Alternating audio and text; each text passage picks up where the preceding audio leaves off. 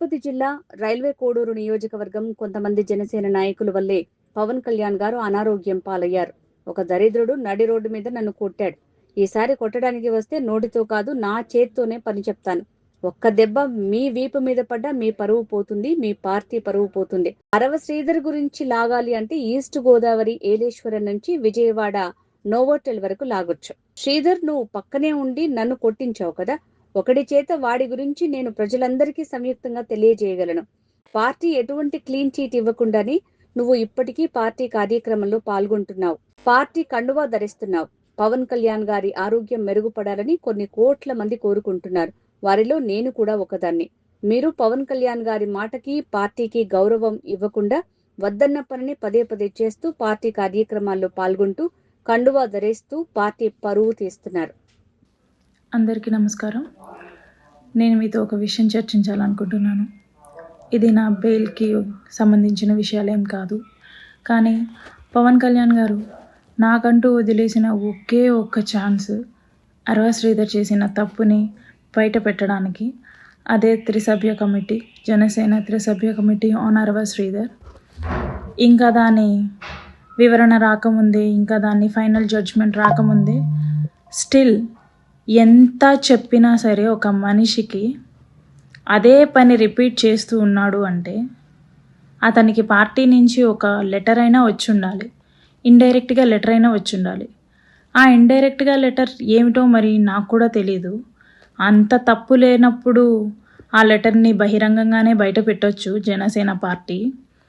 కానీ అలా ఇండైరెక్ట్గా లెటర్ అనేది రిలీజ్ చేసిందో మరి వీళ్ళే అన్నీ వదిలేసుకొని బయట అలా కండువ కప్పుకొని ఒక కొత్త జెండా ఆవిష్కరిస్తూ తిరిగేస్తున్నారో నాకు అర్థం కావట్లేదు.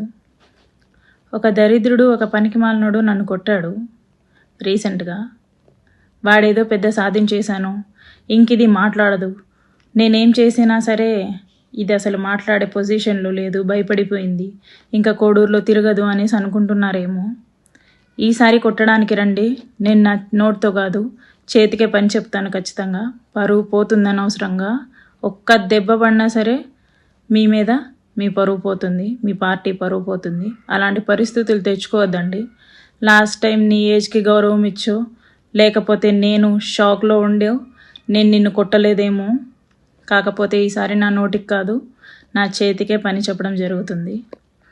అండ్ పార్టీ కండువా ఎందుకు వేసుకుంటున్నారో మరి నాకు తెలీదు. ప్రజలే దీన్ని గమనించాలి. పార్టీ ఇంత నీచమైన సిచ్యువేషన్లో ఉందా అనేసి ప్రజలే గమనించుకోవాలి. పార్టీ కండువా ఎందుకు వేసుకున్నావు అని అడగడం పోయి ప్రజలందరూ సపోర్ట్ చేస్తున్నారు అంటే పీకే కల్ట్ ఫ్యాన్స్ అనుకుంటా. కాకపోతే మీ ఇంట్లో కూడా ఆడవాళ్ళు ఉంటారు, మీ ఇంట్లో కూడా అమ్మ, అక్క, చెల్లి, పెళ్ళాం, కూతురు ఉంటారు. వాళ్ళందరికీ కూడా సేమ్ సిచ్యువేషన్ రావచ్చు, రాకపోవచ్చు. అది చిన్నది కావచ్చు, పెద్దది కావచ్చు. సిచ్యువేషన్ మీ దాకా వస్తే తప్ప దాని సీరియస్నెస్ మీకు తెలీదు బ్రో. అలాంటి సిచ్యువేషన్ ఇలాంటి ఎమ్మెల్యేస్ వల్లే వస్తాయి. అండ్ అరవ శ్రీధర్, నీ గురించి లాగాలంటే ఈస్ట్ గోదావరి ఏలేశ్వరం నుంచి విజయవాడ నోవోటెల్ దాకా లాగొచ్చు. అండ్ నీ పక్కనుండేవాడు నన్ను కొట్టిన వాడి గురించి సంయుక్తంగా తెలియజేయగలను. ఇంకొకటి, నువ్వు కండువా వేసుకున్నంత మాత్రాన ఏదో సాధించినట్టు కాదు. లిటరలీ పవన్ కళ్యాణ్ గారిని అవమానించినట్టు, పార్టీని ధిక్కరించినట్టు. Shame of you. మగాడి లక్షణం కాదు శ్రీధర్ ఇది.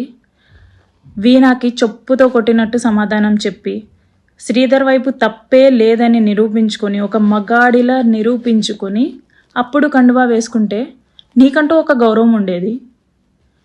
ఇది షేమ్లెస్నెస్ అన్నమాట. తెలుగులో ఏమంటారో నీకే వదిలేస్తున్నా. అండ్ మీలాంటి వాళ్ళ వల్లే కదా పవన్ కళ్యాణ్ గారు ఈరోజు హాస్పిటల్లో ఉన్నారు. మీలాంటి ఎమ్మెల్యేలు, ఇన్ఛార్జీలు ఆయనకి బలంగా ఉండాలి కానీ బలహీనమైపోయారేంటి? ప్రతి ఒక్క జనసేన నాయకుడు ఇలాంటి ఏదో ఒక కాంట్రవర్సీలో ఇరుక్కొని బలహీనమైపోతే అటు మిమ్మల్ని మీ ఉద్యోగాల నుంచి పీకలేరు, పార్టీకి పరువు నష్టం అని చెప్పి. ఎందుకంటే ఇది ఎన్డీఏ కూటమి, అందరూ కలుపుకొని నెగ్గిన ఒక కూటమి ఇది. దాంట్లో మిమ్మల్ని తీసేస్తే పవన్ కళ్యాణ్ గారికే పరువు నష్టం, ఆయనే మాటలు పడాల్సి ఉంటుంది. మిమ్మల్ని ఇంకొకసారి నమ్మలేరు ఆయన. మీకు ఏ విషయాలైనా సరే నమ్మకంగా షేర్ చేసుకోవాలి అంటే షేర్ చేసుకోలేరు. ఆయనలో ఆయన మనస్తాపానికి చెంది మానసికంగా ఒత్తిడికి గురయ్యే కదా ఆయన ఈరోజు హాస్పిటల్లో జాయిన్ అయ్యారు. పవన్ కళ్యాణ్ గారికి అండగా ఉండాల్సిన ఎమ్మెల్యేలు, ఇన్ఛార్జీలు, ప్రజాప్రతినిధులు, ఎవరైనా సరే కార్యకర్తలు కానీ ఎవరైనా సరే ఆయనకి బ్యాక్ స్టాబ్ వేస్తే ఆయన మానసికంగా ఎవరికి చెప్పుకోలేక హాస్పిటల్లో జాయిన్ అయ్యారు. మీరు మృత్యుంజయ హోమాలు చేయాల్సిన అవసరం లేదు. ఆయన మాట పాటించండి చాలు. ఆయనకు అదే పెద్ద బలం. మీరు మృత్యుంజయ హోమాలు చేసినా చేయకపోయినా స్టేట్ వైడ్గా, నేషనల్ వైడ్గా ఆయన బ్రతకాలి, ఆయన బాగుండాలి అని కోరుకునే వాళ్ళు చాలామంది ఉన్నారు.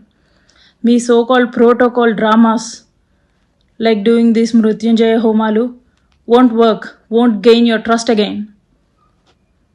మీరు ఆయనకి ఏదైనా చేయాలి అనుకుంటే నిజాయితీగా ఉండాల్సింది.